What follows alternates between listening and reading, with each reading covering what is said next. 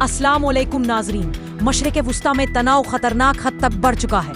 हर गुजरते दिन के साथ हालात मजीद बिगड़ते जा रहे हैं। माहिरीन खबरदार कर रहे हैं कि अगर कशीदगी यूं ही बढ़ती रही तो तीसरी आलमी जंग की चिंगारी यहीं से भड़क सकती है।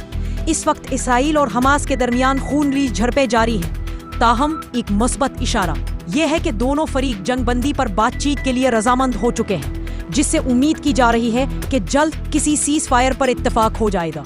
दूसरी जानिब ईरान और इसराइल के दरमियान भी सीज फायर की फिजा कायम है, लेकिन दोनों ममालिक की अफवाज मुकम्मल तौर पर अलर्ट और जंगी तैयारी में है। ताहम सबसे बड़ा खतरा इस वक्त यमन के हूसी बागी बने हुए हैं, जो लगातार इसराइल के लिए एक संजीदा चैलेंज साबित हो रहे हैं। ताज़ा तरीन इत्तलात के मुताबिक हूसियों ने एक मर्तबा फिर इसराइल को निशाना बनाया है।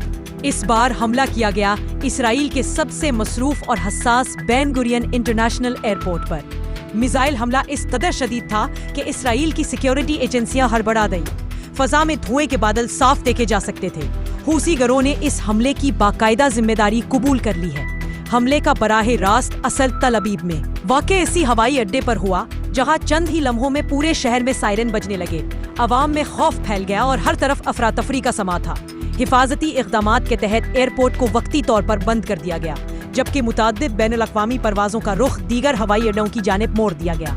इसी असना में इसराइली दिफाई अफवाज ने बयान जारी करते हुए दावा किया कि एक दुश्मन ड्रोन या मिसाइल को फजा में ही निशाना बनाकर तबाह कर दिया गया। ताहम हूसी ग्रुप का कहना है कि उनका बैलिस्टिक मिसाइल कामयाबी के साथ टर्मिनल 3 के करीब गिरा। हमले से कबल ही सायरन बजने लगे थे, जिन्हें सुनते ही मुसाफिर महफूज मकामात की तरफ भागने लगे। इसके फौरी बाद टर्मिनल 1 को मुकम्मल तौर पर बंद कर दिया गया। ये हकीकत सब जानते हैं कि यमन के हौसी बागियों को ईरान की मुकम्मल हमायत हासिल है। ऐसे में जब ईरान और इसराइल के दरमियान जंगबंदी का माहौल कायम है, इसी दौरान यह हमला गैर मामूली तशवीश का बाइस बन गया है। इब्तिदाई इत्तलात के मुताबिक इस हमले में कम से कम 6 से 8 अफराद जख्मी हुए हैं। एक और पहलू जिसने सबकी तवज्जो अपनी तरफ खींच ली, इसराइल का दिफाई निजाम, जिसमें आयरन डोम और अमेरिका का तैयार करदा थेड सिस्टम शामिल है, इस हमले को रोकने में मुकम्मल तौर पर नाकाम साबित हुआ।